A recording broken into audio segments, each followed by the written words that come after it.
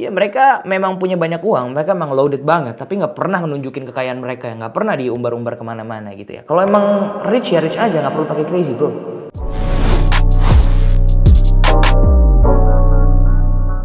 Halo friend, kembali lagi di YouTube channel VDVC Celeb bersama gue Fatih Unru di Fantasy Find Another Hallway. Nah sekarang ini gue pengen ngebahas soal The Real Crazy Rich Indonesian. Sekarang ini tuh lagi banyak banget nih kasus-kasus soal afiliator bodong. Waduh, lu pada tahu gak sih afiliator itu apaan? Sama juga, saya tidak tahu. Tapi bohong, saya tahu. Afiliator adalah orang yang mengikuti program afiliasi dan bertugas memasarkan produk agar konsumen melakukan investasi di produk tersebut. Nggak tanggung-tanggung tahu. Afiliator itu diiming-imingi komisi dan perolehan materi yang gede banget loh. Nah, kali ini gue bakal kasih tahu 5 The Real Crazy Rich Indonesian yang bikin para afiliator bodong ini ngedon. Iya, nomor 1 itu ada Budi Hartono dan Michael Hartono. Siapa sih yang nggak tahu mereka? Orang terkaya nomor 1 di Indonesia. Kekayaannya setara 612,25 triliun rupiah. Gila, itu kalau duit dibeliin fidget spinner bisa berenang kita. Lah iya. Nah kan mungkin kita jadi timbul gitu pertanyaan, dari mana sih sumber kekayaan mereka? Yang pertama bro, itu PT Jarum bro. Bukan jarum suntik atau jarum pentul. Waduh, tapi jarum bukan. Buat kalian yang ngerokok pasti udah tahu lah ya jarum ya kan. Tapi gila juga pada ngerokok jarum kan tajam. Bukan, maksudnya PT Jarum gitu. Memulai akuisisi perusahaan rokok yang bangkrut sebenarnya pada tahun 1951 melalui sang ayah Owe Kwan. Produk jarum menjadi salah satu yang favorit di dalam bahkan di luar negeri. Gila. Lalu ada dari sektor perbankan juga, PT Bank Sentral Asia nih, pasti nama singkatnya pasti kalian tahu lah, BCA gitu. Wih gila. Bisa kali BCA masuk, Pak. Di sini masih kosong nih, bisa kayak ada BCA apa gitu, mesin ATM mungkin apa gitu. Iya. Jadi mereka Hartono bersaudara ini mengakuisisi BCA dari kepemilikan Sudono Salim pada tahun 1998 karena terpuruk imbas krisis moneter. Kepemilikan saham mayoritas BCA ada di angka 54,94% atau sekitar 27,72 miliar. Wah! Anjay, banyak banget loh. Hartono bersaudara juga mengepakkan CP di sektor digital dengan mendirikan blibli.com, menyuntikkan dana di beberapa startup seperti Gojek ya kan, Infocos.id, IDN Media, Garasi.id, dan masih banyak banget pokoknya. Hartono bersaudara juga memakan sektor elektronik dengan membangun PT Hartono Istana Teknologi atau lebih dikenal dengan Polytron, bukan polisi sinetron ya, yang menjadi salah satu pemasok terbesar televisi, AC, telepon, ya kan, seluler, kulkas, dan alat-alat elektronik lainnya. Dan mereka itu mempekerjakan hampir 10.000 karyawan. Waduh, 10.000 itu bisa dapet cilok berapa biji? 10 biji.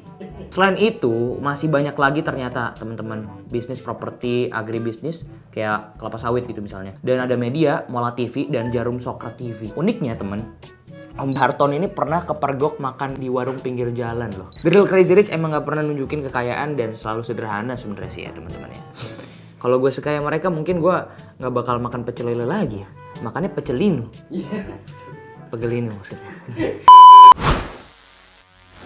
Dan yang kedua, ada keluarga Wijaya dengan kekayaan sekitar 139,4 triliun rupiah. Gila, gue cepet banget hitungnya. Sepeninggalan Eka Tipta Wijaya yang meninggal di tahun 2019, seorang imigran dari Cina yang datang ke Indonesia di tahun 1932 yang awalnya hanya menjual biskuit, kopi, minyak, hingga kopra, bukan kopdar. Ya. Ini baru the real perjuangan teman-teman. Melalui kepemilikan CV Sinarmas Group, nama keluarga Wijaya memang pantas menduduki urutan kedua yang terkaya di Indonesia. Sumber kekayaan mereka itu adalah dari sektor properti seperti Sinarmas Land, Bumi Serpong Damai, dan Duta Pertiwi. Ada dari sektor pulp and paper melalui Indah Kiat Pulp dan pabrik kertas Ciwi Kimia. Tambang batu bara juga ada, telekomunikasi melalui PT Smart Friend Telkom, dan agribisnis juga makanan. Pusing banget, banyak orang kaya. Gitu. Dia yang kaya, gue yang pusing. Lanjut ke nomor 3, ada Antoni Salim. Waduh.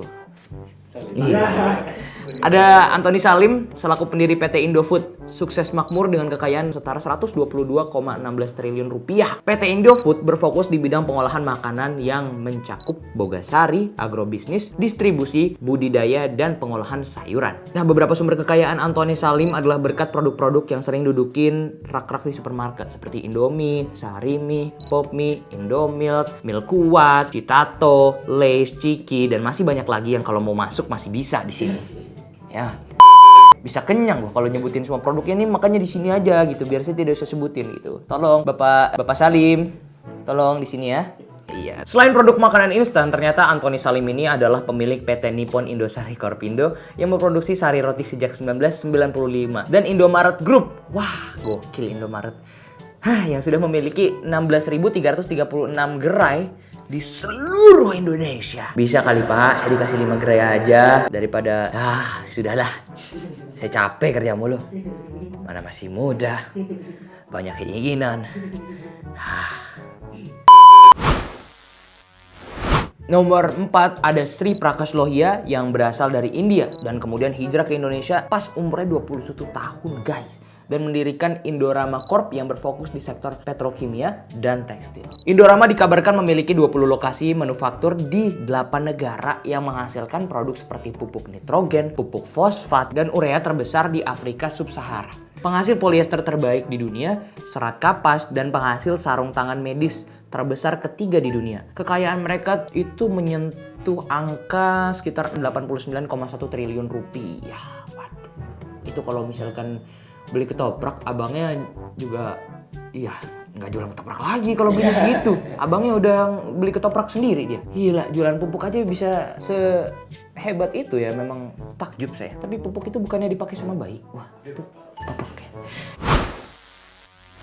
Nah, yang terakhir ini ada Prajogo Pangestu, pemilik mayoritas saham di PT Barito Pacific yang berfokus di sektor energi dan petrokimia. Di balik kekayaan saya, amin. Di balik kekayaannya yang mencapai 87,67 triliun, Prajogo Pangestu ternyata hanya lulusan SMP loh. Dan uniknya, dia tuh dulu pernah jadi supir angkot gitu. Kalau nggak salah di Pulau Gadung. Bukan kan? Dia pernah menjadi supir angkot di tahun 1960-an. Nah, ini gue suka banget yang kayak gini-gini. Ini contoh kerja keras itu bakal bisa bikin kalian sukses gitu. Memulai bisnis di tahun 1970-an, ia membeli CV Pacific Lumber Co. dan merubah namanya menjadi PT Barito Pacific. Di tahun 2007, Barito kuasai 70% perusahaan petrokimia Chandra Asri dan diperluas dengan membeli 33,33% saham Stay Energy dari BCPG Thailand seharga $440 juta atau sekitar 6,2 triliun. Nah,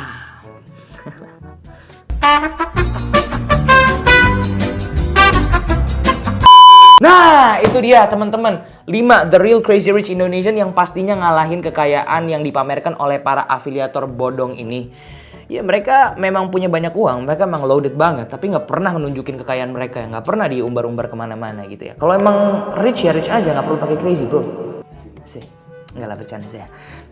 Jangan tergiur lagi ya sama program afiliasi atau investasi bodong. Mending kita lihat dari orang-orang yang beneran sukses dan kita coba contoh mereka. Kita berjuang, kita ikut ngerasain dulu perjuangannya sampai kita bisa nyampe satu titik kita sukses dan kita akan senang sendiri karena itu ada prosesnya dan kita akan Iya.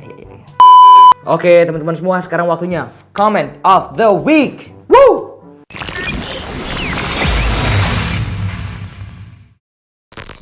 Ini ada komen dari Aditya Purwanegara, replying to Mafia Wasit. Sementara itu, Instagram dari Arman Hartono, anak dari Robert Budi Hartono, pemilik BCA, orang terkaya nomor 1 di Indonesia, sepatunya dilakban. Waduh, ini bener gak sih? Beneran? Lah, lo, tolong dong mas. Cuman mungkin dia juga kayak, semua orang kaya mungkin punya uang, orang terkaya sedunia pasti punya uang, tapi dia nggak punya waktu kan pasti. Mungkin ini juga sebabnya kenapa dia mungkin dilakban gitu ya. Karena kalau pakai iPhone kan nunggu keringnya lama. Lemperkat, nah bukan iPhone. Tria Zoe, kumpulan orang-orang terkaya kayak gini, ada WhatsApp grupnya gak ya? Waduh. Penasaran gue kalau ada biasanya pada bahas apaan ya? Waduh, pasti beda sama WhatsApp grup keluarga Anda. Tidak akan sharing-sharing yang hati-hati COVID ini. Tidak ada itu. Karena mungkin saya belum bisa menyandingi mereka, saya jadi tidak masuk grupnya. Pengen sih saya. Tolong Mas Doni Salmanan. Waduh, bukan ya. Ada komen dari Yana Sugiana. Harusnya nomor 1 yang ini. Waduh. Gue udah males banget ngebahas ini tuh udah dari dulu ya. Cuman emang menyegarkan sekali ya hal-hal seperti ini. Iya benernya afiliator ini ya. Afiliator bodong nomor 1 ini. Gila gue pengen berguru man. Langsung gue.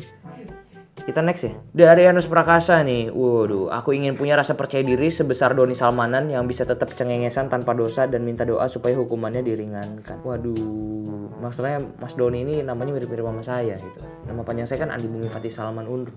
Ini Doni Salmanan. Waduh, kita jangan-jangan Salmanan. Salmaan maksudnya. Mas Doni ya. Tapi mungkin iya siapa sih yang gak pengen punya rasa percaya diri seperti Mas Doni Salmanan gitu. Ya. Iyalah, maju. Next, dari Pako Stambul. Dalam hal penipuan, sebenarnya yang bersalah bukan hanya si penipu, tapi juga yang tertipu. Karena seseorang tidak mungkin tertipu apabila orang tersebut mempunyai pengetahuan yang cukup.